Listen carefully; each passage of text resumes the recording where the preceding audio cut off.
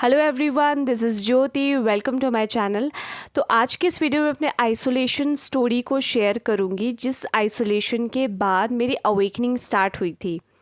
तो ये है बात जब मैं स्टूडेंट थी और मेरा बनारस हिंदू यूनिवर्सिटी से जस्ट ग्रेजुएशन कंप्लीट ही हुआ था, थर्ड ईयर कंप्लीट हो चुका था। और उसके बाद मैं वैसे बाहर ही रह रही थी, अपने प्रिपरेशन को लेकर कुछ एग्ज़ाम्स की मैं प्रिपरेशन वगैरह कर रही थी। और उस प्रिपरेशन के दौरान फिर मुझे अंदर से एक आवाज़ आई कि I should go back to my home. तो उसकी भी स्टोरी मैं बताऊंगी कि कैसे मैं घर गई। तो फिर मेरा फिर वापस घर में जाना हो गया, पूरा एकदम फुल एंड फाइनल डिसीजन हो गया। तो फाइनली मैं जब घर गई तो मेरा आइसोलेशन स्टार्ट हो गया। ओके, वो आइसोलेशन पीरियड जिसके बाद काफ़ी लंबा चला। तो ये जो आइसोलेशन मेरा जाना हुआ, इससे पहले मैं ऑलरेडी थोड़ा बहुत स्पिरिचुअलिटी की तरफ मेरा झुकाव होना स्टार्ट हो गया था। और ये झुकाव होना ऐसे स्टार्ट हुआ था कि मेरी जो हॉस्टल में जो मेरी रूममेट थी, वो ऑलरेडी मेडिटेशन वगैरह करती थी। ओके, तो उस समय तो मैं उसका मजाक उड़ाया करती थी कि दिन भर ये मेडिटेशन करती है और बाबाओं वाली टॉक करती रहती है, मतलब हमेशा बाबागिरी करती रहती है, कुछ ना कुछ प्रवचन देती रहती है। तो उस समय तो मैं उसका मजाक उड़ाती थी।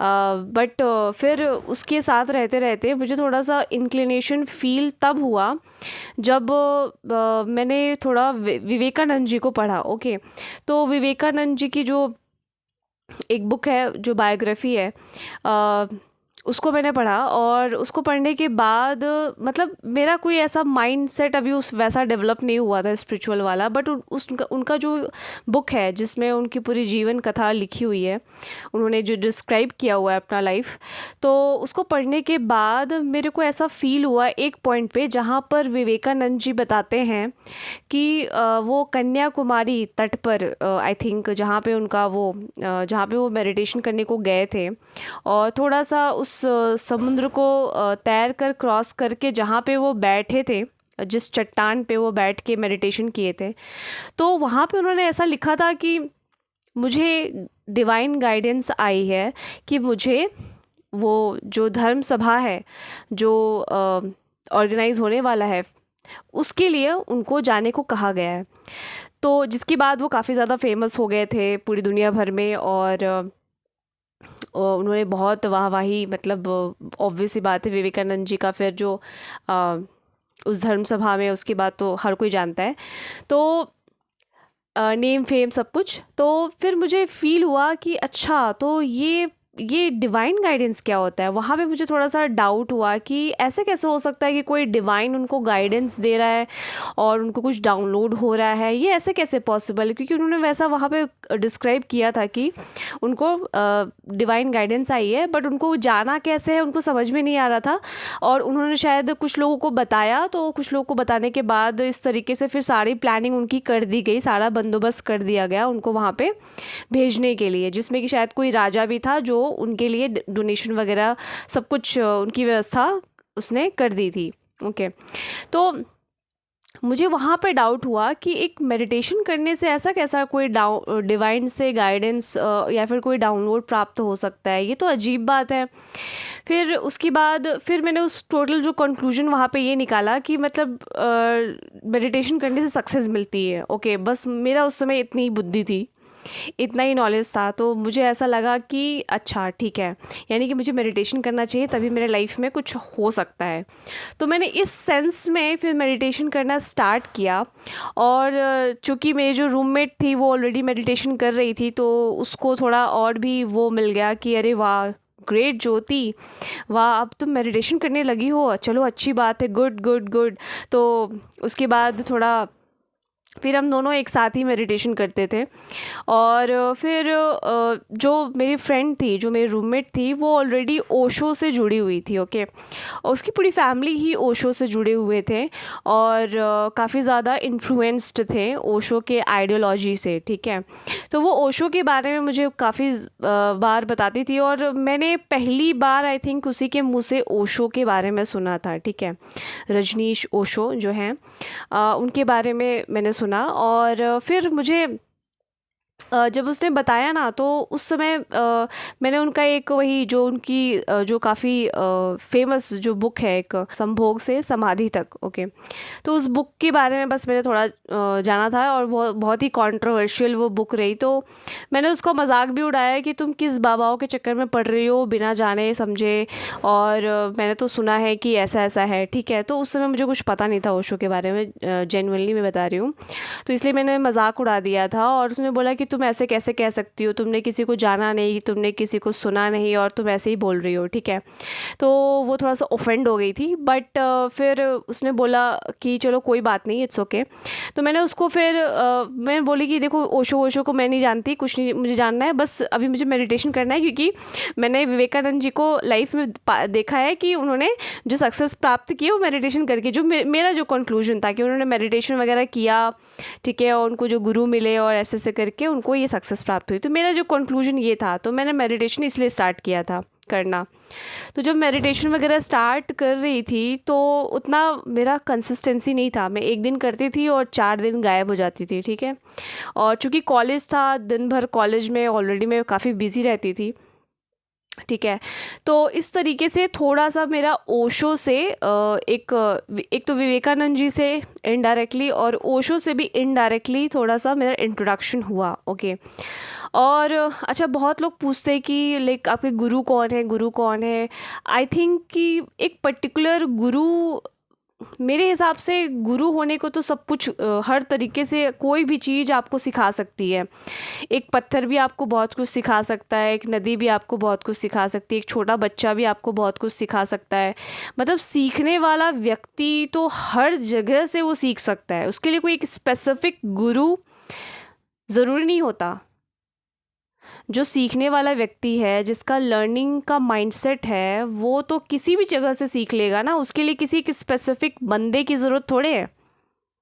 उसके लिए एक स्पेसिफिक इंसान, हार्ड मास का पुतला एक होना चाहिए तो मैं उसको गुरु मानूंगा, ज़रूरी नहीं होता है। जैसे होता है ना, कोई एग्ज़ाम होते हैं जो घर बैठ के क्रैक कर लेते हैं और कुछ लोग होते हैं जिनको कोचिंग की ज़रूरत पड़ती है, डिपेंड करता है पर्सन टू पर्सन।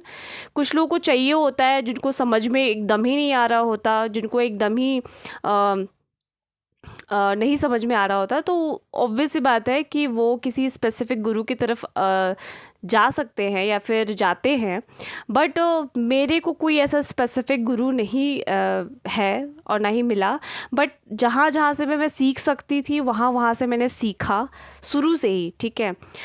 तो जो भी मेरे लाइफ में आए हैं, जो भी चाहे वो पेरेंट्स हो, चाहे कोई भी हो, ठीक है, चाहे बैड पर्सन हो, चाहे गुड पर्सन हो, जो भी कह लो, सभी ने कुछ ना कुछ सिखाया है। तो सीखने वाला पेड़ से भी सीख लेता है, पत्ते से भी सीख लेता है, जंगल से भी सीख लेता है, ठीक है।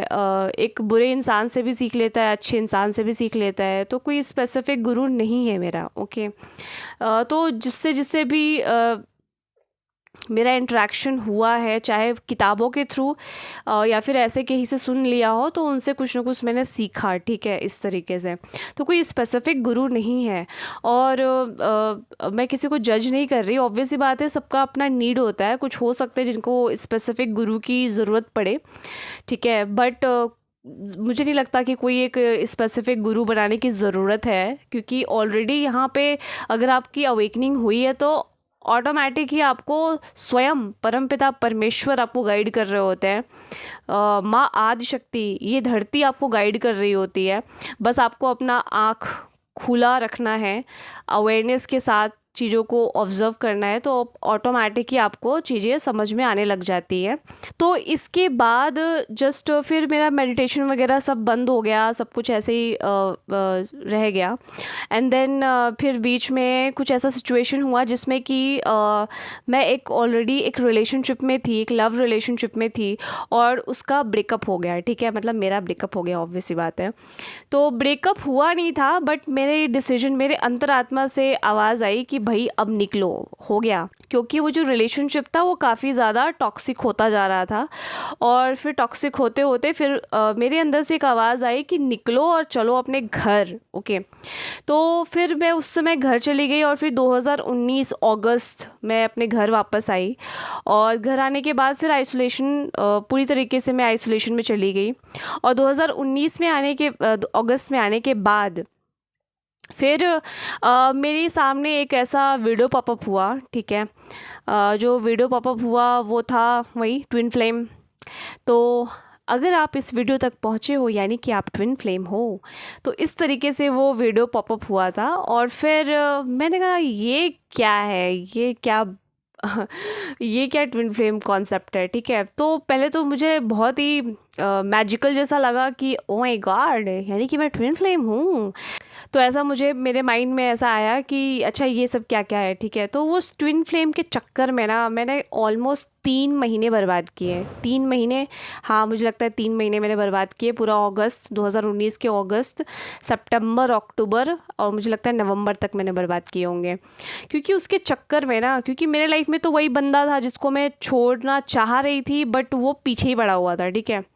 और कम्प्लीटली उससे नो कांटेक्ट होने के बावजूद भी वो अपनी तरफ से पूरा ट्राई कर रहा था, ठीक है। तो ये जब ट्विन फ्लेम वाला जो ये वीडियोस वगैरह पॉपअप हुआ ना, तो फिर मैं और भी ज़्यादा कंफ्यूज्ड हो गई। क्योंकि उसमें जो जो भी साइंस वगैरह बता रहे थे, जो भी ये साइन है, वो साइन है, ये जो भी कह रहे थे, उसकी वजह से इतना कन्फ्यूजन हुआ।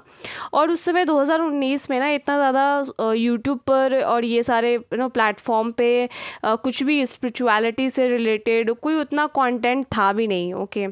कि कुछ राइट जो एक गाइडेंस होती है वो मिल सके। ज़्यादातर यही स्टार्ट हो रखा था, ये ट्विन फ्लेम का यही सब चीज़ें वहाँ पे पड़ी हुई थी। तो ये सारा सुनने के बाद मैं और ज़्यादा कंफ्यूज्ड हो गई।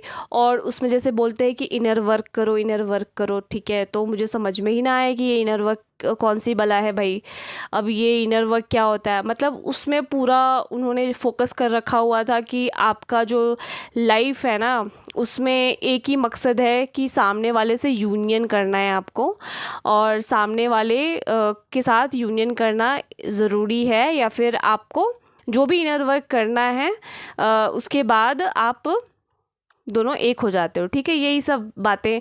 तो मेरे सामने तो वही बंदा था, तो मुझे लगा कि भाई, क्योंकि उसमें जिस तरीके से बता रहे थे कि आप जिससे दूर हुए हो और जिसके बाद आपका आइसोलेशन हुआ है या फिर स्पिरिचुअलिटी की तरफ आपका झुकाव हो रहा है, इसका मतलब है कि वो आपका पार्टनर है, काउंटर पार्ट है, ओके। तो मैं तो एकदम कंफ्यूज हो गई। और उसके बाद उसके मतलब जो मैं उससे एकदम कट ऑफ करने की कोशिश कर रही थी, वो कट ऑफ भी अच्छे से नहीं कर पा रही थी। क्यों? क्योंकि ये जो पूरा रायता फैला हुआ था ना ट्विन फ्लेम को लेकर के सोशल मीडिया पर, ये पूरा यूट्यूब पर, उसकी वजह से ज़्यादातर लोग जो होते हैं ना, सही डायरेक्शन में जो प्रॉपर स्पिरिचुअलिटी की तरफ बढ़ने के बजाय कई लोग इसी चक्कर में फंस के रह जाते हैं। क्योंकि उनके माइंड में ये घुस जाता है कि सामने वाले पर्सन से मेरे ज़िंदगी में उसका आना इम्पॉर्टेंट है, सामने वाले से मैरिज होना इम्पॉर्टेंट है। मतलब पूरा लाइफ का जो उद्देश्य है वो सामने वाला पर्सन बन जाता है। और जिस तरीके से लोग चैनल पे दिखाते भी हैं ट्विन फ्लेम वगैरह को लेकर के, वो भी बहुत ज़्यादा सामने वाले पे डिपेंडेंट ही दिखाते हैं कि उसके साथ उसके बारे में सोचो, वो क्या सोच रहा है, वो क्या कर रहा है, वो ऐसा क्यों करता है, वो वैसा क्यों करता है। तो ज़्यादातर लोग दूसरे पे ही उनका ध्यान चला जाता है, जबकि ऐसा कुछ भी नहीं है, कुछ भी नहीं है ऐसा। अगर आप सही में स्पिरिचुअल पाथ पे आए हो, सच में आपकी अवेकनिंग की दिशा में आप बढ़ रहे हो ना, तो दूसरे से कुछ लेना देना ही नहीं है, ठीक है। जिस तरीके से लोग चैनल पे दिखाते हैं कि बहुत प्यार है, बहुत प्रेम ही प्रेम है, अगर इतना ही प्रेम है तो फिर लोग क्यों चैनल खोल के बैठे हुए और क्यों पैसे कमा रहे हैं। अल्टीमेटली एक ही चीज़ सत्य है और वो है काम। हर कोई काम कर रहा है भाई। जो मतलब चैनल बना के, जो ट्विन फ्लेम का भी चैनल बनाया हुआ है ना, वो भी पैसा कमा रहा है। अगर प्रेम से ही पेट भर गया होता, अगर ट्विन फ्लेम से ही पेट भर गया होता, तो ये लोग क्यों चैनल बनाए हुए हैं? पहले आप ही खुद सोच के देखो ना। स्पेशली मैं उनकी बात कर रही हूँ जो लोग पता नहीं किस फैंटेसी वर्ल्ड में घुसे हुए हैं, जिनको लग रहा है कि प्रेम मिल जाएगा तो ज़िंदगी पूरी वो हो जाएगी। नहीं होगी भाई, कुछ प्रेम व्रेम जैसा कुछ नहीं है। अल्टीमेटली पैसा ही असली प्रेम है, ठीक है। आपको पैसा कमाना पड़ेगा, ठीक है। अगर आप किसी पे भी डिपेंडेंट हो, वो आपका शोषण करेगा। तो यहाँ पे जितने भी चैनल ट्विन फ्लेम को लेकर खोल के रखे हुए हैं, नो डाउट वो हो सकता है वो गाइड कर रहे हों, I am not judging someone, but अगर आप के अंदर इतनी अवेयरनेस नहीं है ये देख पाने की कि सामने वाला बंदा काम कर रहा है भाई, वो चैनल चला रहा है, वो काम कर रहा है, अगर प्रेम से ही उसका पेट भर गया होता, अगर ट्विन फ्लेम से ही उसकी ज़िंदगी मस्त अच्छी हो गई होती, तो वो क्यों चैनल खोल के लोगों को गाइड कर रहा है, या फिर अपना जो भी हीलिंग सेशन या जो भी कर रहा है वो क्यों लोगों को गाइड कर रहा है? उसको पैसे कमाने हैं भाई, बस ये है कि उसने उस तरीके से पैसा कमाना चुना है। ओके, तो आप ये देखो ना, सबके सेंटर में एक ही चीज़ है, वो है काम। अगर अपने लाइफ में आप काम नहीं कर रहे हो तो ट्विन फ्लेम को गोद में बैठा करके आप अपने लाइफ में कुछ नहीं प्राप्त कर सकते। आप सबको देखो ना, ये फालतू में लोग ऐसा फैला के रखे हुए हैं कि वाह कितना प्रेम है, ये है वो है। प्रेम से नहीं ज़िंदगी चलती भाई। प्रेम के अलावा आपको, अगर आप पैसे नहीं कमा पा रहे हो, अगर अपने लाइफ में किसी भी दिशा में बढ़ नहीं पा रहे हो, खुद पे फोकस नहीं कर पा रहे हो, तो आप वहीं के वहीं अटके रह जाओगे। न सिर्फ अटके रह जाओगे बल्कि अपने लाइफ को अपने ही हाथों से ख़राब कर लोगे। फिर बाद में बोलोगे कि भगवान ने ख़राब किया है। भगवान नहीं ख़राब किया है, भगवान ने कुछ ख़राब नहीं किया है। हर इंसान अपने लाइफ को ख़राब करने और सही करने दोनों के लिए वो स्वयं ही जिम्मेवार होता है।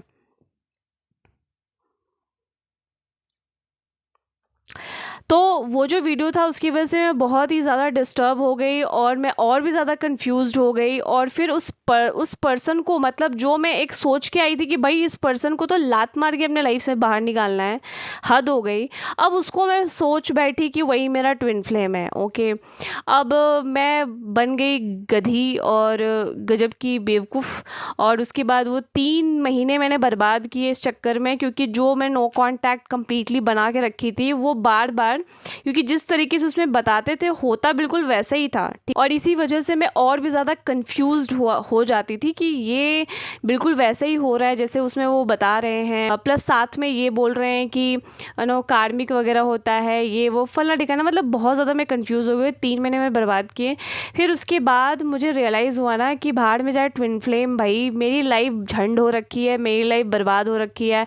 ना करियर का पता, ना कुछ का पता। मैं जस्ट एक स्टूडेंट हूँ और अभी भी मैं अपने पेरेंट्स पे, वो भी इतने नेगेटिव इन्वायरमेंट में, मैं उन सभी लोगों पे डिपेंडेंट हूँ। ठीक है, मैं मतलब कहीं से भी हर तरीके से ज़ीरो हूँ, फेल हूँ। ठीक है, लाइफ में। तो मैं इस तरीके से बहुत ज़्यादा टेंस्ड और डिप्रेस्ड हो रखी थी।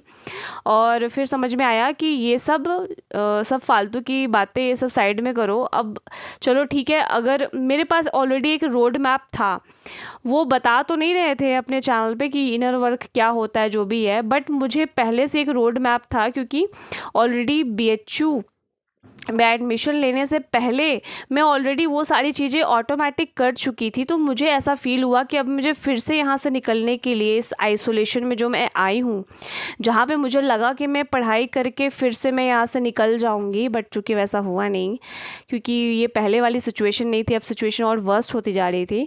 बट यहाँ पे पहले जो रोड मैप था मेरे पास कि मुझे योगा प्राणायाम ये सब करना है, ये जो भी कुछ है ना, मेडिटेशन, तो अभी मेरे इंट्रोडक्शन में आया मेरे विवेकानंद जी के थ्रू।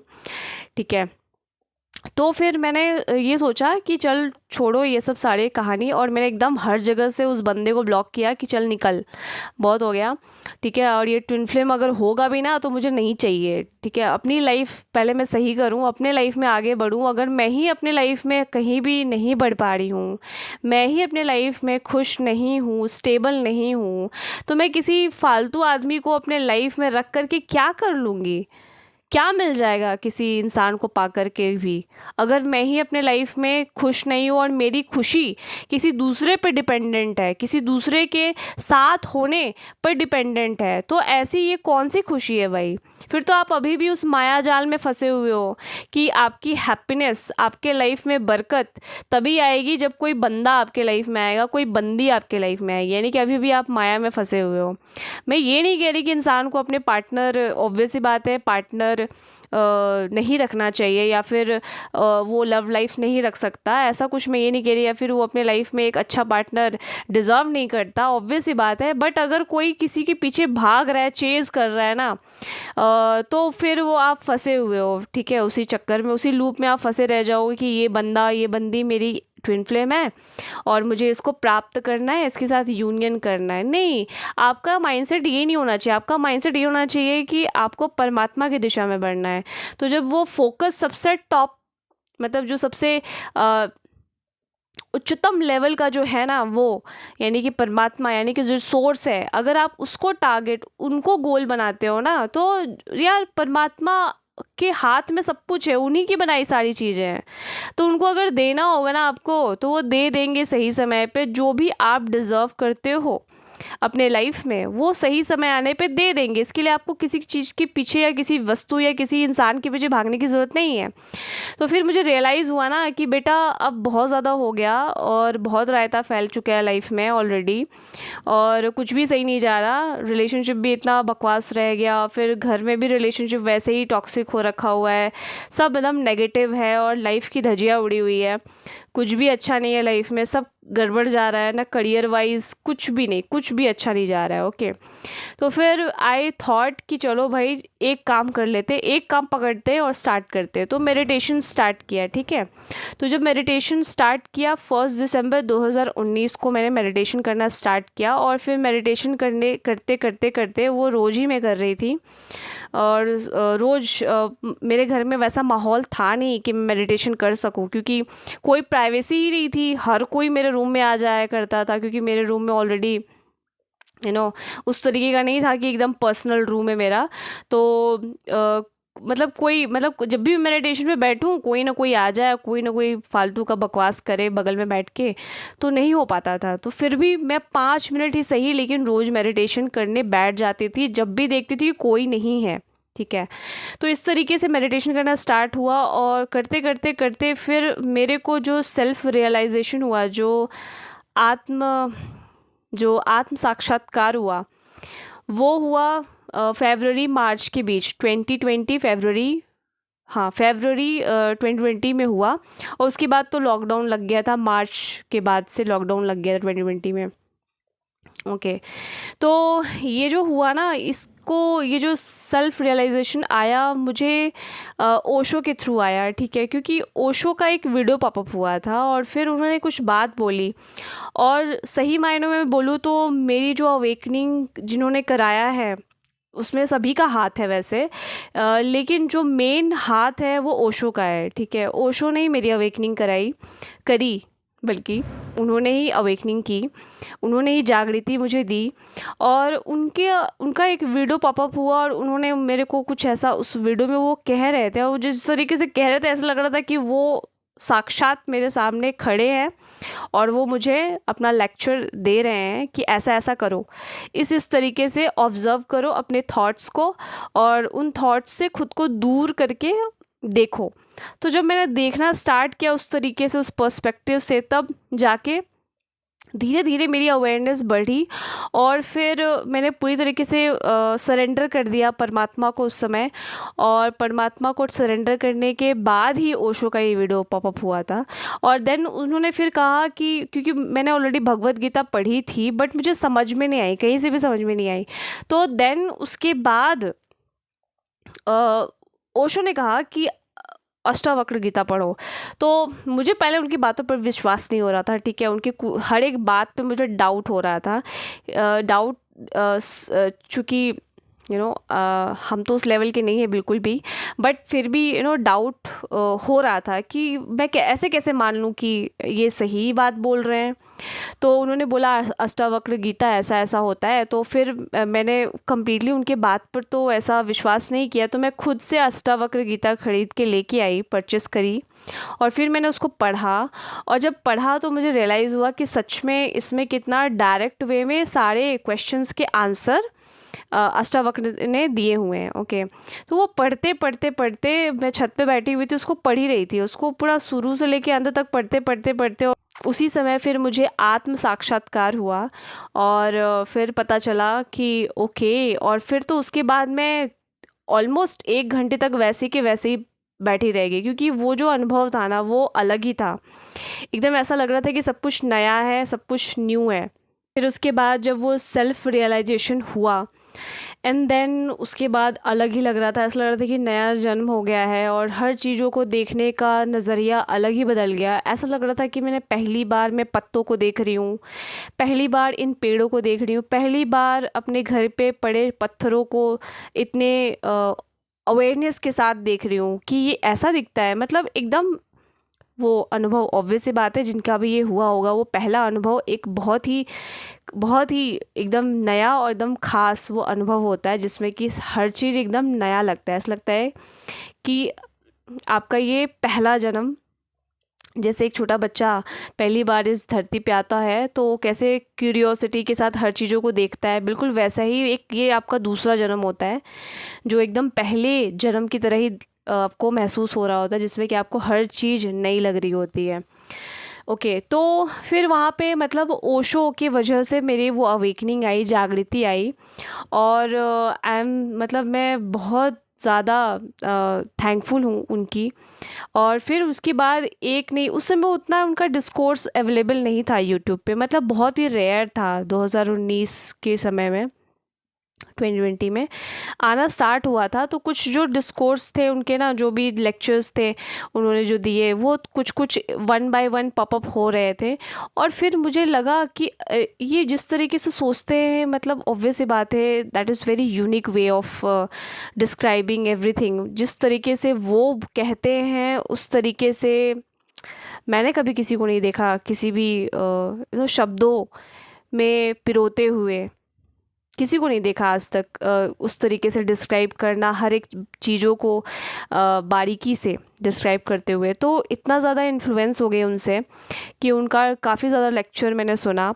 और फिर जाके धीरे धीरे समझ में आने लग गया। और फिर जो जागृति आई, अवेकनिंग हुई उस समय। ओके, और कुछ टाइम के बाद फिर मेरा हार्ट चक्र ओपन हुआ। जब हार्ट चक्र ओपन हुआ तो उस समय काफ़ी ज़्यादा पेन हो रहा था, बहुत भयानक पेन हो रहा था। मतलब ये जहाँ पे हमारा हार्ट चक्र होता है वहाँ पे मेरा बहुत ज़्यादा पेन हो रहा था। और उसके बाद जब हार्ट चक्र ओपन हुआ तो फिर ऐसा लगा कि ओ माय गॉड, मतलब वो पूरा जैसे प्रेम का जो सागर होता है ना, वो किसी ने, वो जो नल होता है ना, किसी ने खोल दिया हो। मतलब जो प्रेम मैं बाहर ढूंढ रही थी, वो प्रेम पता चला कि अंदर ही पड़ा हुआ है। मतलब वो जो हिरण होती है ना, कस्तूरी हिरण, जो उसकी महक कहीं बाहर ढूंढ रही होती है, बट वो उसी के अंदर मौजूद होती है उसकी महक। तो बिल्कुल वैसे ही जब वो नल खुला ना, तो फिर वो प्रेम का जैसे लग रहा था कि वो पूरा सागर बहने लग गया। और इतना प्रेम, ऐसा लग रहा था कि इसी प्रेम को तो मैं कब से ढूंढ रही थी। और उसका जो झरने की तरह बहना, कि मुझे हर एक वस्तु, हर एक व्यक्ति पे मुझे प्रेम आ रहा था उस समय। मेरे सामने मेरी मम्मी खड़ी थी, ठीक है, और वो चिल्ला रही थी कि झाड़ू नहीं लगाती है, कुछ नहीं करती है, बर्तन नहीं मांजती है, कुछ नहीं करती है। और फिर और मुझे उस पर प्रेम आ रहा था। मैं बोली थी कितनी अच्छी बातें बोलती है मेरी मॉम। तो मुझे सच में उन पे प्रेम आ रहा था। फिर मुझे सब पे प्रेम आ रहा था। फिर मैं छत पे गई और बगल में एक सूअर था जो कीचड़ में सो रहा था, मुझे उस पर भी प्रेम आ रहा था कि भगवान ने कितना सुंदर ये जीव बनाया है। लिटरली मुझे उस सूअर पे भी प्रेम आ रहा था। ऐसा लग रहा था कि ये कितना ज़्यादा ये प्रेम बह रहा है। मतलब ऐसा लग रहा है कि परमात्मा ने ना सारा प्रेम का जो झरना था ना यहाँ पे, कुछ ऐसा रोक के रखा था और उसको हटा दिया है, उस नल को खोल दिया है और वो प्रेम बहे जा रहा है। और उसके बाद इतना कंप्लीटनेस फील हुआ, ऐसा कंप्लीटनेस कभी फील नहीं हुआ, जो शायद कंप्लीटनेस हमें फील नहीं होता और हम बाहरी तौर पे किसी को ढूंढ रहे होते हो। ज़्यादातर लोग जो पार्टनर ढूंढ रहे होते हैं ना, वो एक्चुअल में खुद को ही ढूंढ रहे होते हैं। तो जब वहाँ पे वो कंप्लीटनेस फील हुआ, ओके, तब जा कर के ऐसा लगा कि अब किसी की ज़रूरत है ही नहीं, अब किसी की आवश्यकता है ही नहीं, क्योंकि अंदर से ही वो कंप्लीटनेस महसूस हो रहा था ऑलरेडी। तो इस तरीके से वो आइसोलेशन पीरियड स्टार्ट हुआ। और उसके बाद मुझे कुछ टाइम के बाद ऐसा फील हुआ कि कुछ तो गड़बड़ है मेरे बॉडी में, क्योंकि मुझे जब भी मैं बैठ रही थी तो मुझे ऐसा लग रहा था कि मेरा जो बेड है ना, वो शेक कर रहा है। ओके, और तो फिर थोड़े टाइम के बाद ऐसा फील हुआ कि कुछ तो है जो मेरे स्पाइन में ऊपर की तरफ जा रहा है और वो प्रवाहित हो रहा है ऊपर की तरफ। तो समझ में नहीं आ रहा था कि ये हो क्या रहा है। तो उस समय ऐसा कुछ था भी नहीं ना यूट्यूब पर, ये सारे वीडियोस कुंडलिनी को लेकर कुछ भी नहीं था, कुछ भी नहीं था। मतलब एकदम ना के बराबर कुछ होंगे, बट उसमें कुछ खास इन्फॉर्मेशन नहीं दिए हुए थे।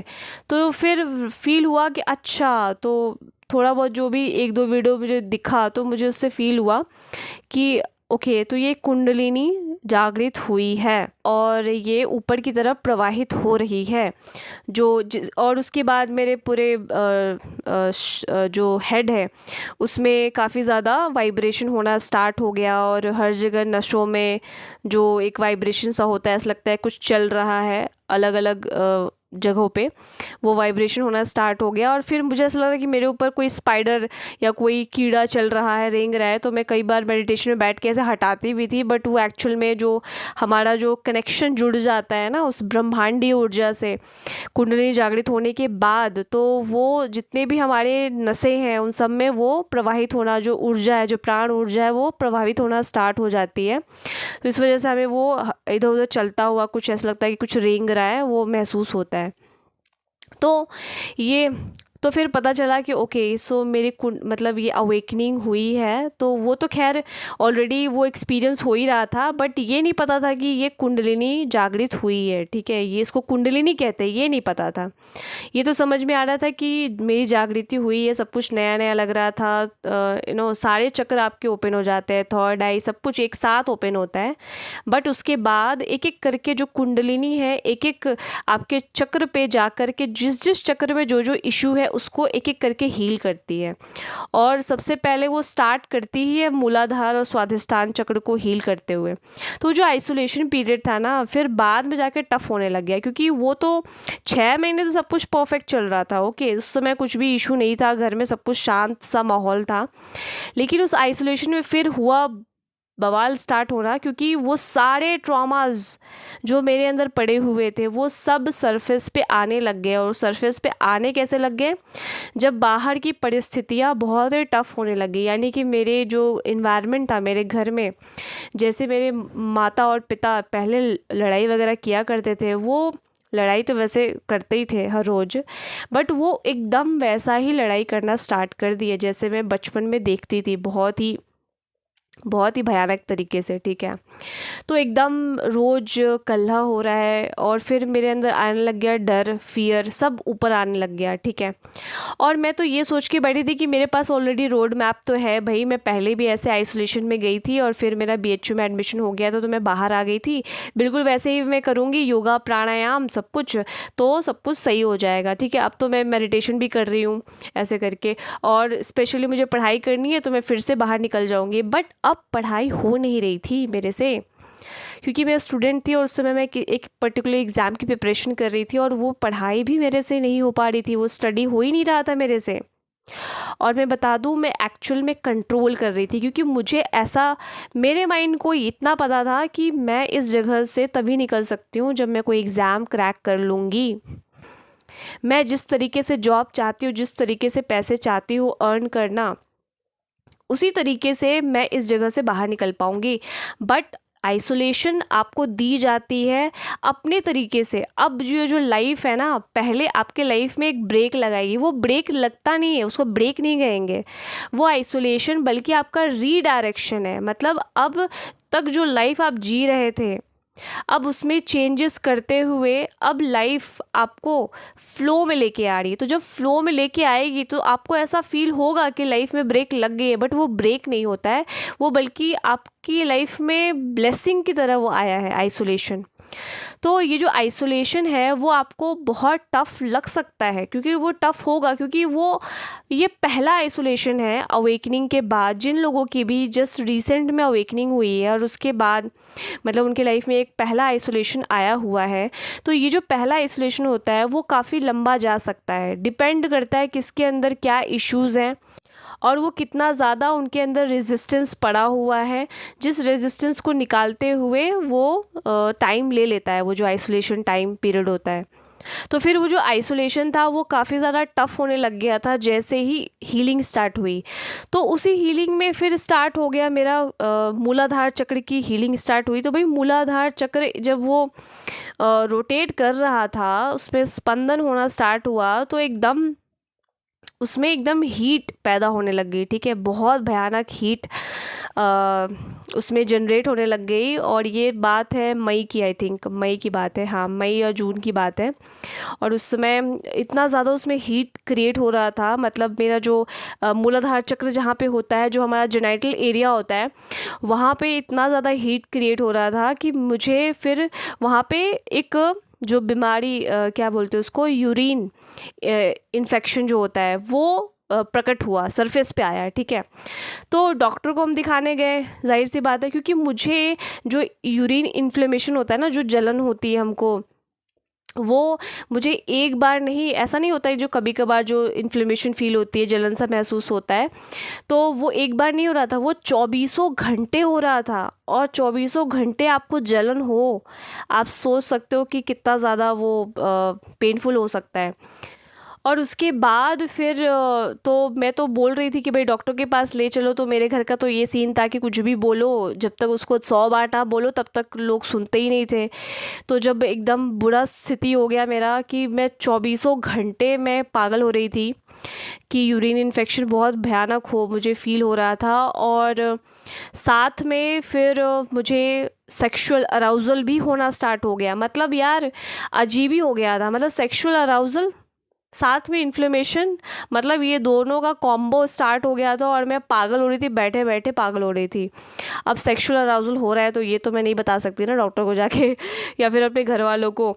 तो बस डॉक्टर के पास गई, डॉक्टर को समझ में ही नहीं आ रहा था कि इसका यूरिन इन्फेक्शन हो, मतलब ये हुआ क्या, रीज़न है और ये कैसे हो, क्योंकि वो इलाज ही नहीं कर पा रहे थे। मैंने टेस्ट कराया, टेस्ट में जितने भी उसमें बैक्टीरिया या जो भी होता है ना, वो सब पॉजिटिव था, सब पॉजिटिव था।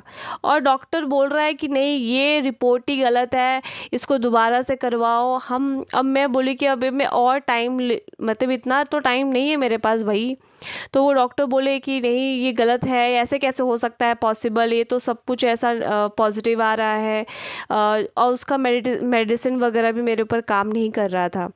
तो फिर हम दूसरे डॉक्टर के पास गए, फिर दूसरे डॉक्टर ने बोला कि भाई ये बहुत ही सीवियर केस हो रखा हुआ है और आपको लगाना पड़ेगा इंजेक्शन। तो उस समय मेरा इंजेक्शन लगा पूरा, मतलब 14 से 15 इंजेक्शन लगे होंगे, आई थिंक उससे ज़्यादा ही लगा है। पूरा 1 वीक तक का डोज डॉक्टर ने बोला कि ये टैबलेट वैबलेट से सही नहीं होगा, इसके लिए प्रॉपर इंजेक्शन लगाना पड़ेगा सुबह और शाम दोनों टाइम।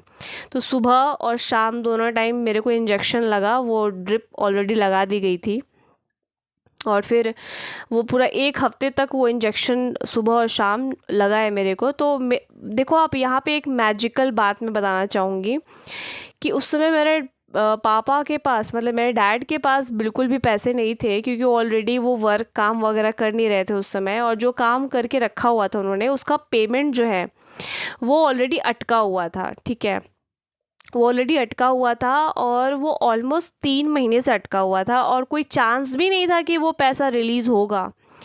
तो जब मैं डॉक्टर के पास गई और डॉक्टर ने बोला कि भाई इसमें 10 से 15 हज़ार लग जाएंगे टोटल जो खर्चा आएगा, तो फिर तो मैं भी एकदम डाउट में आ गई। और सबसे ज़्यादा मेरे डैड डाउट में आ गए कि अरे अब इसका इलाज कहाँ से करवाए, इतना पैसे तो है ही नहीं। तो आप सोचो यहाँ पे मिरेकल, परमात्मा का मिरेकल, माँ आदि शक्ति का मिरेकल, कि अगले, मतलब मैंने तो बोल दिया कि नहीं आप इलाज कराओ, हम देखेंगे कैसे पैसा अरेंज होता है, अब भगवान जाने क्या होगा कैसे, बट आप स्टार्ट करो। तो मैं फिर भी डाउट में थी। उन्होंने बोला कि नहीं नेक्स्ट डे से आप इंजेक्शन वगैरह आप ले लो, जो भी है वो आप लेके आना। तो अब मैं डाउट में आ गई कि यार पैसे तो है ही नहीं, कैसे होगा। लेकिन मतलब बिलीव नहीं करोगे आप, नेक्स्ट डे मेरे डैड का पैसा रिलीज़ हो गया। ये है माँ आदिशक्ति का मिरेकल। तो अगले दिन ही उनका जो पैसा था ना, अच्छा खासा पैसा रिलीज़ हो गया। एंड देन मैं एकदम फ्री हो गई कि नाउ चलो ठीक है, अब मेरा इलाज अच्छे से हो सकता है, क्योंकि डॉक्टर ने पहले ही बोल दिया था कि 10-15 हज़ार रुपये लगेंगे टोटल इसका पूरा करने में।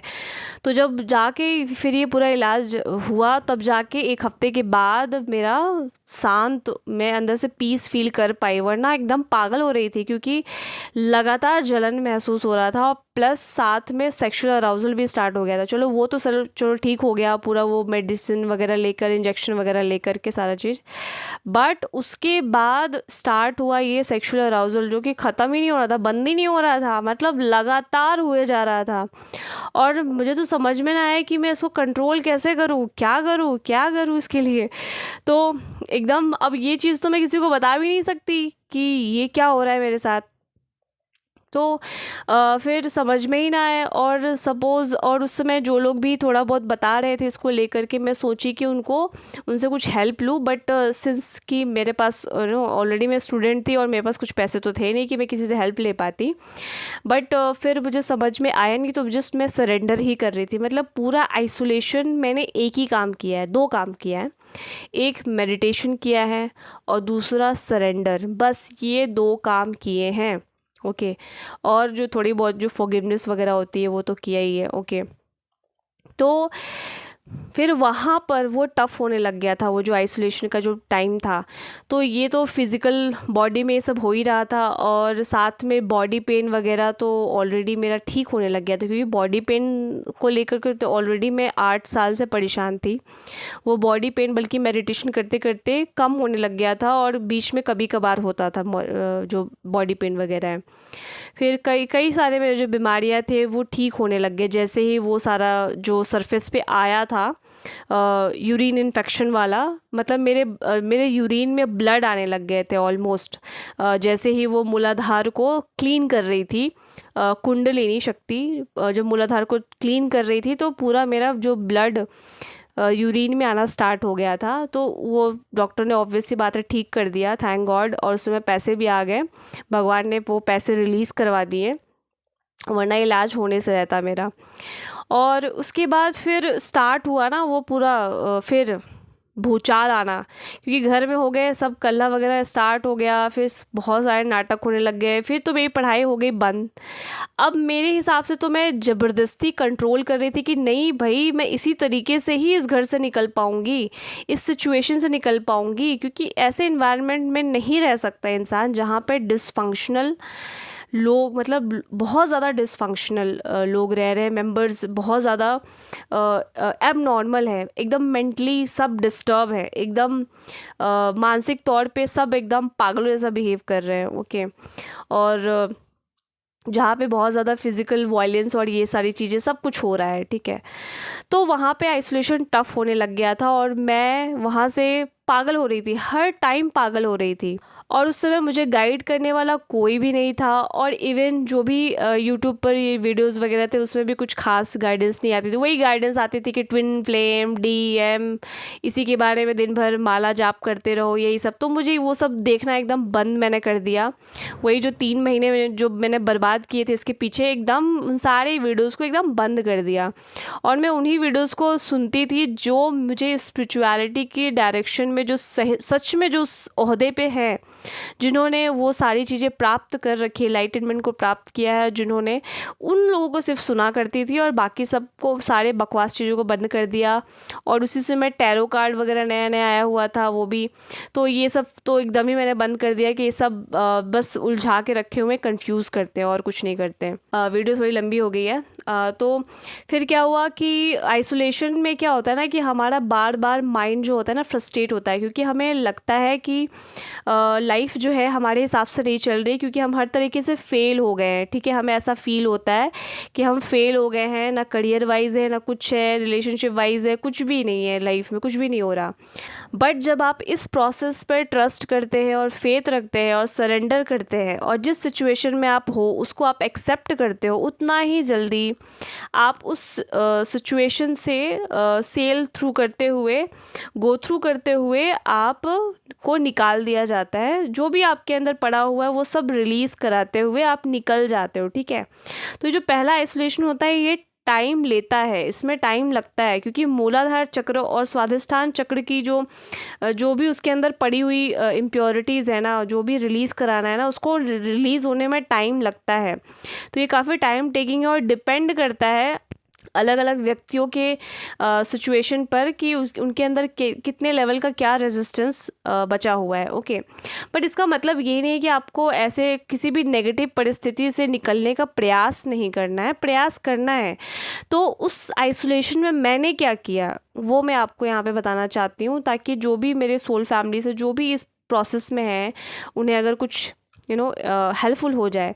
तो ये पूरा जो आइसोलेशन था उस समय मुझे तो कोई गाइड करने वाला था नहीं, और मैं रोज़ पगलाती थी, मतलब रोज़ पागल, रोज़ मैं अपना सिर अपने दीवार से दे मारती थी कि यार ये हो क्या रहा है लाइफ में, कुछ भी मेरे हिसाब से क्यों नहीं जा रहा, क्यों मैं पढ़ाई भी नहीं कर पा रही हूँ, स्टडी भी नहीं कर पा रही हूँ, भाई यही तो एक रास्ता है जिससे मैं कुछ कर पाऊँगी।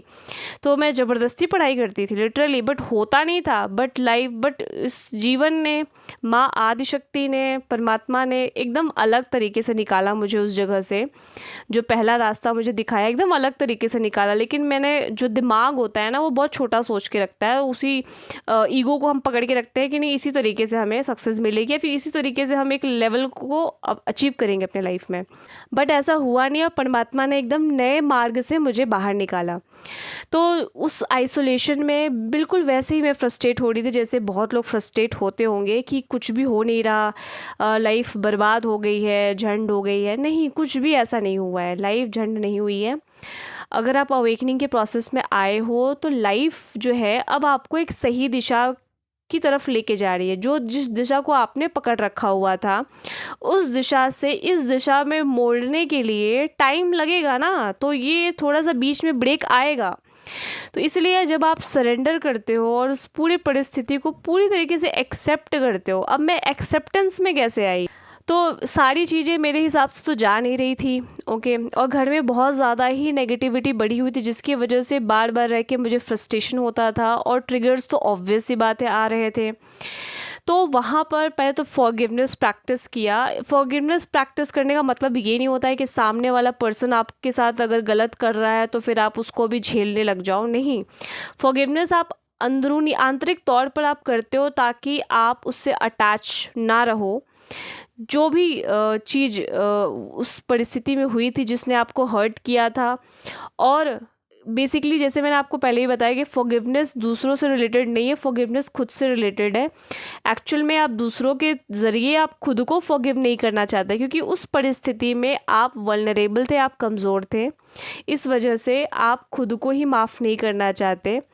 वो अलग बात होता है कि सामने वाला व्यक्ति जिसने आपको हर्ट किया आप उस पर ब्लेम थोप रहे होते हो, बट उस परिस्थिति में, जिस भी परिस्थिति में सामने वाले ने आपको हर्ट किया, उस समय आप पूरी तरीके से ओपन थे, कमज़ोर अवस्था में थे। किसी ने आपके उस भोलेपन का या फिर उस डिपेंडेंसी का जो आपसे जो फ़ायदा उठाया ना, इस वजह से आप उस पार्ट को, अपने उसी हिस्से को आप नफ़रत करते हो, आप हेट करते हो, उसको माफ़ नहीं करना चाहते। बस वो आप उसको ना देख करके दूसरों को देख रहे होते कि नहीं उसने मेरे साथ ऐसा किया था इसीलिए, बट नहीं, वो आप उस हिस्से को, अपने ही उस हिस्से को आप माफ़ नहीं करना चाहते। तो बेसिकली आप अपने उसी हिस्से को पकड़ के रखे हुए हो और लेट गो नहीं करना चाहते। तो जब आप फॉरगिवनेस करते हो तो बेसिकली आप उस सब चीज़ों को रिलीज़ कर रहे होते हो, आप फॉरगिव कर रहे होते हो, लेट गो कर रहे होते हो। तो इसी तरीके से आपका अटैचमेंट रिलीज़ हो रहा होता है, और साथ में जिस भी पर्सन ने आपको हर्ट दिया आप उसको भी माफ़ करते हो। माफ़ करने का मतलब, जैसे ऑलरेडी मैंने आपको बताया, इसका मतलब ये नहीं होता है कि सामने वाला बंदा फिर से वही गलती कर रहा है तो आप उसको करने दे रहे हो, एकदम नहीं, कट ऑफ कर देना है, ठीक है, टाटा बाय बाय कर देना है, बट उसको माफ़ करके लेट गो कर देना है, ताकि आपको शांति मिल सके, आपके माइंड में शांति आ सके। सामने वाला बंदा वैसा काम कर रहा है नहीं कर रहा है, दैट इज़ डिफरेंट। ओके, तो फिर वहाँ पे आइसोलेशन जो आपको दिया जाता है, ये आपको पूरी तरीके से एक नए डायरेक्शन में भेजने के लिए दिया जा रहा होता है, जो आपके ईगो से नहीं बल्कि आपके जितना हो सके प्योरेस्ट वर्जन से आ रहा होता है। तो लाइफ आपको अब आपके प्योरेस्ट वर्जन में ले जाने के लिए आपको एक नई दिशा दे रही होती है। इसीलिए आइसोलेशन बहुत ही इम्पॉर्टेंट हो जाता है, इसीलिए इसको हम ब्रेक कह सकते हैं, बट ये ब्रेक से ज़्यादा एक बहुत बड़ा ब्लेसिंग है। और जब जब ऐसा नहीं होता कि बस आपकी लाइफ में ये पहला और आखिरी आइसोलेशन होता है। इसके बाद भी जब जब आपके लाइफ में अवेकनिंग के एक दूसरे डायमेंशन में आप दूसरे लेवल को क्रॉस करोगे ना, अवेकनिंग के बाद जिस भी लेवल को आप क्रॉस करोगे उस लेवल पे आपको आइसोलेशन मिलेगा। और आइसोलेशन के बाद ही आपके लाइफ में एक नेक्स्ट लेवल का अपग्रेडेशन आता है, एक नए लेवल की जो परमात्मा की तरफ से जो ब्लेसिंग्स आपको प्राप्त होती हैं, क्योंकि उस आइसोलेशन के दौरान जितना भी आपने रिलीज़ करना था रिलीज़ कर चुके होते हो। तो जो आपके अंदर ऑलरेडी है, जो भी आपने अपनी लाइफ को लेकर ड्रीम या रियलिटी सोच रखा हुआ है ना, वो सब आपके अंदर ही मौजूद है, बस उसके ऊपर धूल चढ़ी हुई है। तो जैसे ही वो धूल हटती है तो वो भी आपके रियलिटी में प्रकट हो जाता है और आप एक नए रियलिटी में एंटर कर जाते हो और जो आप डिज़र्व करते हो वो आपको प्राप्त हो जाता है। तो ये जो आइसोलेशन का जो मेरा पीरियड था ना, उस समय बहुत ज़्यादा मुझे प्रॉब्लम हो रही थी, क्योंकि मुझे कोई गाइड करने वाला तो था नहीं। तो मैं रोज़ पागल हो रही थी और समझ में नहीं आ रहा क्या हो रहा है। बट फिर क्या हुआ कि इस आइसोलेशन में आपको करना ये होता है कि मैंने बस यही किया कि मेरा जो आइसोलेशन था वो ऑलमोस्ट 3 साल चला था। मतलब 2022 के सितंबर अक्टूबर आते आते फिर मेरा आइसोलेशन ख़त्म हो गया था। मैं कम्प्लीटली अपने घर से बाहर आ चुकी थी।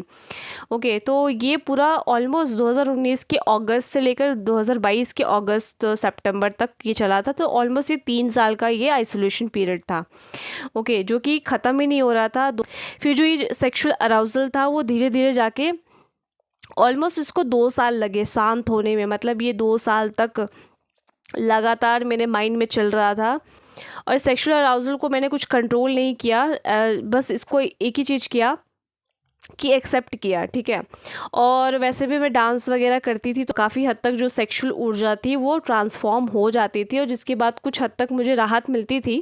बट उस तरीके से नहीं, वो नेचुरली आता है, ठीक है। जो सेक्सुअल अराउजल होता है वो नेचुरली आता है, उसको ना तो आपको सप्रेस करना होता है। और इसका मतलब ये भी नहीं कि आप पॉर्न वीडियोज़ देख करके आप फिर अपना जो भी ऊर्जा है अननेसेसरी का आप रिलीज़ कर दो। स्पेशली जो भी पुरुष है उनके केस में ऐसा हो ही जाता है, बट वो करना नहीं है। बट अगर नेचुरली हो रहा है दैट इज़ डिफरेंट। बट आपको कोशिश ये करनी है कि जितना ज़्यादा हो सके इस ऊर्जा को आप ट्रांसफॉर्म करो। तो आप कुछ वर्कआउट कर सकते हैं, आप कुछ एक्सरसाइज वगैरह कर सकते हैं। तो मैंने उस आइसोलेशन में क्या किया, प्रॉपर एक्सरसाइज किया। एक्सरसाइज करना बहुत ज़्यादा ज़रूरी है, क्योंकि उस समय जो कुंडलिनी जागृत होने के बाद बहुत ज़्यादा आपके बॉडी में ऊर्जा बनने लग जाती है, ठीक है। तो जो ऊर्जा बनती है उसको आपको रिलीज़ करना बहुत इम्पॉर्टेंट हो जाता है। और रिलीज़ करने के लिए सबसे अच्छा तरीका है कि आप कुछ फिज़िकल एक्टिविटी आप करो, यानी कि कुछ डांस हो सकता है या फिर आप वर्कआउट कर सकते हो, आप वेट ट्रेनिंग कर सकते हो, ठीक है। कोई भी छोटा मोटा एक्सरसाइज आप कर सकते हो 10 से 15 मिनट का। तो प्रॉपर एक्सरसाइज करना स्टार्ट किया, तब जा कर के जो एक्सेस ऊर्जा बन रही थी, ठीक है, वो बैलेंस में आना स्टार्ट हुई। और जब जब बॉडी पेन होता था तब तो और भी ज़्यादा मैं एक्सरसाइज करती थी। जितना ज़्यादा एक्सरसाइज करती थी उतना ज़्यादा वो बॉडी पेन जो भी प्रॉब्लम था ना। अब आप कहोगे कि बॉडी पेन है तो कैसे करें, नहीं, बॉडी पेन हो रहा है तब तो और एक्सरसाइज आप करो और आप रिलीज़ करो जो भी ट्रैप्ड आपके इमोशंस हैं, ठीक है, आपके बॉडी में, वो सब आपके स्वेटिंग के थ्रू सब रिलीज़ हो जाएंगे। जितना ज़्यादा आप बॉडी को थकाओगे उतना ज़्यादा आपका जो भी एक्सेस ऊर्जा जो बन रही है आपके बॉडी में ना, कुंडलिनी जागृत होने की वजह से, वो सब रिलीज़ हो जाएगी। और मैं आपको बता दूं, मेरा कोई रूटीन वगैरह कुछ भी नहीं था, बस मैं मेडिटेशन करती थी और एक्सरसाइज करती थी। और फिर एक चीज़ मैंने पकड़ी कि क्या होता है ना कि आपका माइंड जो है ना 2 ही डायरेक्शन में भागेगा। या तो वो, अगर आप बैठे हुए हो आइसोलेशन में हो, आप कुछ नहीं कर रहे हो, तो ज़्यादातर आपका जो माइंड है ना नेगेटिव डायरेक्शन में ही भागेगा और आपका माइंड और ज़्यादा नेगेटिव होने लग जाएगा। तो बेटर है कि आप कुछ पॉजिटिव अच्छी हैबिट्स को अपनाओ। तो मैंने तो यही किया कि कुछ नया आप लर्न कर सकते हो, जिसमें कि एक्सरसाइज वगैरह हो गया, कुछ भी आप जो लर्न करना चाहते हो। क्योंकि क्या है ना कि आपको ये जो लाइफ है ना अपने डायरेक्शन से बहा के लेके जाएगी। जब सही समय आ जाएगा तो आपको खुद नेचुरली वो एक्शन आपके अंदर से आता है। समर्पण के साथ जो एक्शन आता है वो नेचुरल वे में होता है और वो पूरी तरीके से आपके ईगो बेस्ड नहीं होता, वो परमात्मा के दिशा निर्देश में वो एक्शन आ रहा होता है, तो उसमें कोई फोर्स नहीं लग रहा होता, वो आप बह जाते हो, आप फ्लो में वो एक्शन आपसे हो जाता है। ठीक है, जब आप परमात्मा के साथ पूरी तरीके से एकाकार हो जाते हो तो वो डिवाइन गाइडेंस ऑटोमेटिक ही आपके थ्रू फ्लो करने लग जाती है। तो इसी वजह से आपको पैनिक नहीं होना है कि मेरे लाइफ में क्या हो रहा है या क्या करूँ ना करूँ, ऐसा कुछ। ठीक है, तो आइसोलेशन में ये होना नॉर्मल है, बहुत ज़्यादा फ्रस्ट्रेशन हो रहा है तो आप खुद को कुछ काम दो, खुद को कुछ नया लर्न करो। ठीक है, होगा बिल्कुल जैसा ये लाइफ चाहती है, होगा बिल्कुल वैसा जैसे कुंडलिनी आपके लिए मार्ग उसने चुना होगा। ठीक है, जो आपके नेचर, आपके प्रकृति से जो जुड़ा हुआ जो मार्ग है, उसी मार्ग से आपको लेके जाएगी। ज़रूरी नहीं होता कि जो पाथ मेरा था वही पाथ आपका हो या किसी और का भी हो, सबका अलग अलग मार्ग हो सकता है जिसका जैसा नेचर है।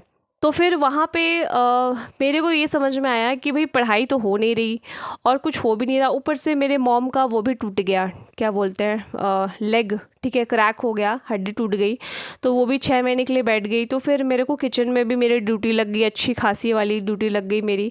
तो फिर मुझे ऐसा फील हुआ कि यार कुछ भी मेरे कंट्रोल में हो तो रहा नहीं है, तो बेहतर है कि इस परिस्थिति को मैं एक्सेप्ट करूं। तो फिर मैंने ये सोचा कि कुछ नया सीखते हैं, तो मैंने उस समय कुकिंग वगैरह सीखी। ठीक है, मेरा कुकिंग वगैरह में ज़्यादा इंटरेस्ट बढ़ गया। फिर अपने हेल्थ का पूरा ख्याल रखा, मतलब पूरा जो भी प्रॉब्लम्स थी बॉडी में ना, हेयर से लेकर के जो भी इश्यूज़ थी मेरे बॉडी में, उस सब पे मैंने पूरा फोकस लगा करके अपने डाइट को मेंटेन किया, अपना ख्याल रखा पूरा। और साथ में सिंस मुझे ऐसा फील हो रहा था कि कुछ चीज़ें मुझे नई सीखनी चाहिए, तो मुझे ऐसा फील हुआ, जो मुझे ऐसा लगता है मेरे केस में। ठीक है, तो मुझे लगा कि यार मुझे टाइपिंग वगैरह आती नहीं, तो मुझे थोड़ा अपनी टाइपिंग स्पीड बढ़ानी चाहिए। तो मैं एक ही काम किया मैंने, ठीक है, वो यही कि रोज़ मैं ईयरफोन लगा के अपना हेडफोन लगा करके बस शुरू हो जाती थी, टाइपिंग करती थी। अपना टाइपिंग स्पीड मतलब 6 महीने मेरी अच्छी खासी हो गई थी वैसे। 45 वर्ड्स पर मिनट मेरे टाइपिंग स्पीड हो गई थी, जो कंसिस्टेंसी। तो पहली बार वो जो विजडम डाउनलोड हुआ कि कंसिस्टेंसी में कितना पावर है। एक तो मेडिटेशन करके पता चला, एक्सरसाइज करके पता चला, और ये टाइपिंग सीख करके मुझे पता चला कि कंसिस्टेंसी में कितना पावर है, मतलब आप को कितना बड़ा चेंजेस आपके अंदर ला सकता है। तो इस तरीके से वो सारी चीज़ें मैंने परस्यू की। और फिर मतलब यहाँ पे लड़ाई हो रही है, मम्मी पापा लड़ाई कर रहे हैं, सब झगड़े वगड़े हो रहे हैं, पूरा एकदम फेंका फाकी सब चल रहा है। और उसी में मैं अपना, फिर मैंने उन सब चीज़ों पे ध्यान हटा करके अपने पॉजिटिव साइड में लगाया। अपना बस ईयरफोन लगा के, हेडफोन लगा के अपना शुरू हो जाती थी, और बस वो लड़ाई कर रहे हैं, झगड़े कर रहे हैं, गालियाँ दे रहे हैं, गलौज कर रहे हैं, सब कुछ हो रहा है, मैं अपने में मस्त हूँ। ठीक है, ऐसे ही। और फिर ऐसे ही करके मैं अपना डांस में भी हेडफोन लगाया और शुरू हो गई, अपना डांस कर रही हूँ। ये लोग झगड़े कर रहे हैं, लड़ रहे हैं, मर रहे हैं, कट रहे हैं, मेरे को कुछ मतलब ही नहीं था। तो इस तरीके से अपना ध्यान को डाइवर्ट किया पॉजिटिव डायरेक्शन में। तो जो नेगेटिविटी जो आती थी ना, वो आना बंद हो गया, और धीरे धीरे सब एक्सेप्ट होने लग गया। जब एक्सेप्ट होने लग गया ना, तो धीरे धीरे तो सिचुएशन चेंज होने लग गई, और बहुत ही ड्रास्टिकली चेंज हुई, और सारी सिचुएशन मेरे ही फेवर में जाने लग गई। और उसके बाद ब्लास्ट होता है वही जो लड़कियों का सबसे इम्पॉर्टेंट, कि शादी कराओ शादी कराओ। तो ये सब भी ड्रामा स्टार्ट हुआ। तो ये मैरिज को लेकर भी एक अलग से वीडियो बनाऊंगी कि क्या सिचुएशन हुआ था। तो उसको भी फिर ओवरकम किया वहाँ पर भी, कि भाई नहीं, ये सब नहीं करना है मेरे को। पहले अपने लाइफ में जो जिस दिशा में बढ़ना है, जिस करियर में बढ़ना है, पहले उसको मैं फिगर आउट कर लूँ। ये मैरिज का बात की बात है। तो वो भी एक बहुत बड़ा चैलेंजिंग फेज़ था।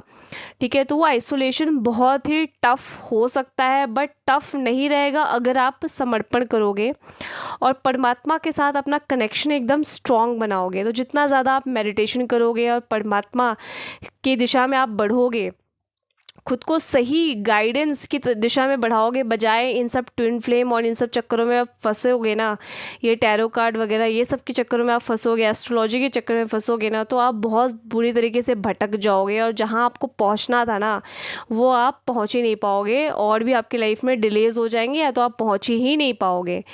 तो सही डायरेक्शन में जाना बहुत ज़रूरी है, खुद पे फोकस करना ज़रूरी है। जो आपको मिलना होगा ना, वो सही समय में आपको मिल जाएगा, ट्रस्ट में। परमात्मा ऐसा नहीं है कि भगवान को आपको मतलब प्रताड़ित करना है, आपको टॉर्चर करना है। नहीं, ये टॉर्चर नहीं है। जो ये प्रोसेस हो रहा है, ये प्रोसेस आपके अंदर के पड़े हुए उन सारे अटैचमेंट, अहंकार को रिलीज़ करा रही है। तो जब रिलीज़ करा रही है तो आपको पेन होगा, क्योंकि बाहरी सिचुएशन आपके फेवर में काम नहीं करेंगे, वो एकदम विपरीत होंगी, जिसमें कि आपको स्ट्रगल और बहुत ज़्यादा घर्षण, रेजिस्टेंस फील होगा। और इसी तरीके से आप पुश करते हुए लाइफ आपको एक सही डायरेक्शन में पहुंचाती है। तो जब आप ट्रस्ट रखोगे, फेथ रखोगे, तो आपका ये आइसोलेशन जो टाइम है वो बहुत ही ज़्यादा इंजॉयबल, जॉयफुल हो सकता है, आनंदित हो सकता है जब आप आत्मसमर्पण करोगे। आत्मसमर्पण ऐसा नहीं होता है कि बस एक ही बार करना होता है, कई बार जब आपको फ्रस्ट्रेशन आ रहा है, आपको करना है। तो इस तरीके से आइसोलेशन जो टाइम लाइन है ना, वो धीरे धीरे करके मेरा एंड हुआ। और ये वीडियो कुछ ज़्यादा ही लंबी हो गई है, सॉरी फॉर दैट। बट इस तरीके से बहुत मतलब टफ़ था, बट आत्मसमर्पण करते हुए जो स्टडी वगैरह थी वो थोड़ा बहुत मैं कर रही थी, बट चूँकि उतना नहीं हो पा रहा था मेरे से, बट मैंने कुछ अच्छे हैबिट्स को पकड़ा। तो जिस अच्छे हैबिट्स को पकड़ने की वजह से वो जो टाइम था ना, वो पूरी तरीके से स्मूथ हो गया। मतलब मैं अपना यही सब करती थी, एक्सरसाइज वगैरह, अपना कुछ क्रिएटिव वर्क करती थी, कुछ ड्राइंग वगैरह करना, ये सब करती थी, और कुछ अच्छी हैबिट्स। तो इस वजह से जो नेगेटिव पार्ट था उससे मेरा ध्यान हट गया। वो सब चीज़ें चल रही थी बगल से, बट ध्यान उस पर नहीं था, पॉजिटिव चीज़ों पे था, इसीलिए चीज़ें आसान हो गई। तो इस तरीके से आप अपने आइसोलेशन को ईजी बना सकते हो, पॉजिटिव चीज़ों को पकड़ के, बजाय नेगेटिव चीज़ों पे ध्यान फोकस करके। ठीक है, उस पर फोकस नहीं करना है, खुद पे फोकस करना है, अपने को सबसे पहले प्रायोरिटी पे रखते हुए अच्छे हैबिट्स को आपको अपनाना है। और मेरा कोई डिसिप्लिन वगैरह कुछ भी नहीं था, मैं तो एकदम ही लेज़ी थी, क्योंकि वो जो आइसोलेशन का टाइम था ना, वो एकदम ही लेज़ी वाला पीरियड था। उसमें कुछ भी मेरा मन नहीं लगता था, किसी चीज़ में मन नहीं लगता था। ओके, तो मैं बस जिस चीज़ों में मुझे अच्छा फील हुआ, ज़रूरी नहीं कि आप यही करो, आपको जो जिसमें जॉय फील होता है, जिसमें आप आनंदित फील करते हो, वो आप करो। और इसका मतलब ये नहीं है कि अब आप चले दिन भर आप मोबाइल ही स्क्रॉल कर रहे हो, ठीक है, और दिन भर आप बस मूवीज़ ही देख रहे हो। नहीं, उससे कुछ मतलब ठीक है, वो सब आप देख सकते हो, बट आपको कुछ प्रोडक्टिव चीज़ें करनी है, ठीक है, जिससे कि आप एक्शन में आओ। तो जब आप एक्शन में आओगे ना, तो जल्द से जल्द आप अपनी ऊर्जा को, जो आपके मूलाधार और स्वाधिष्ठान में है ना, आप उसको उठा करके मणिपुर पर लेके आ पाओगे। तो जब ऊर्जा मणिपुर पे आएगी ना, उस पर भी मैं एक अलग से वीडियो बनाऊंगी। तो जब ऊर्जा मणिपुर पे आती है, जब आप उसको खींच करके ऊपर लाते हो, लेकिन जब आप एक्शन में आते हो, आइसोलेशन में होते हुए भी आप कुछ अच्छे हैबिट्स को करते हो, एक्शन में आते हो, आप कोई एक्सरसाइज करते हो या कुछ भी ऐसा, जिससे कि आप हर दिन डेली बेसिस पे कुछ टास्क कर रहे हो, कुछ नया सीख रहे हो, कुछ क्रिएटिव कर रहे हो, तो फिर आपके लाइफ में जल्द से जल्द वो आइसोलेशन ख़त्म होता है। तो ये जो मेरा आइसोलेशन पीरियड था, वो काफ़ी ज़्यादा टफ़ था। फर्स्ट के 1 ईयर काफ़ी ज़्यादा टफ़ था, बट धीरे धीरे जैसे ही सरेंडर करना मैंने सीखा, क्योंकि समझ में नहीं आया था मुझे करना क्या है। ओके, तो जैसे आत्मसमर्पण करते हुए जब वो पूरा प्रोसेस ईजी होने लग गया, और ये सारे हैबिट्स को अपनाते हुए प्रोसेस ईजी होने लग गया मेरे लिए, तो वैसे ही जो आइसोलेशन टाइम था ना, वो धीरे धीरे करके एंड होने की दिशा में बढ़ गया। तो बिल्कुल वैसे ही है, तो आपको घबराना नहीं है, आपको परेशान नहीं होना है। अगर आप आइसोलेशन में डाले गए हो, इसका मतलब है कि आपके अंदरूनी तौर पर आपके नस नाड़ियों में जो भी इम्प्योरिटी है, पहले उसको रिलीज़ किया जा रहा है, उन सभी को शुद्ध किया जा रहा है। सही समय आने पे ऑटोमेटिक ही जितना ज़्यादा परमात्मा से सरेंडर रहते हो, उतना ज़्यादा परमात्मा को आप हेल्प करते हो अपने थ्रू एक्शन लेवाने में। ठीक है, तो जब एक्शन आएगा वो फोर्सफुल नहीं होगा, वो नेचुरली आप एक्शन ले लोगे। बट इसका मतलब ये नहीं है कि आपको प्रयास नहीं करना है, आप कुछ अच्छे हैबिट्स को अपनाओ अपने लाइफ में, और वैसे ही करके आप इस पूरे आइसोलेशन के एंड होने की दिशा में बढ़ोगे, और आपके लाइफ में एक नेक्स्ट लेवल का अपग्रेड आएगा, परमात्मा की ब्लेसिंग्स आएगी आपकी लाइफ में। आई होप ये वीडियो आपको हेल्पफुल लगी हो, एंड अगर ये आपको हेल्पफुल लगी हो, वीडियो को लाइक ज़रूर से करना है, और चैनल पे आप नए हैं तो सब्सक्राइब करना नहीं भूलना है। मैं मिलती हूँ नेक्स्ट के वीडियो पे। Till then bye.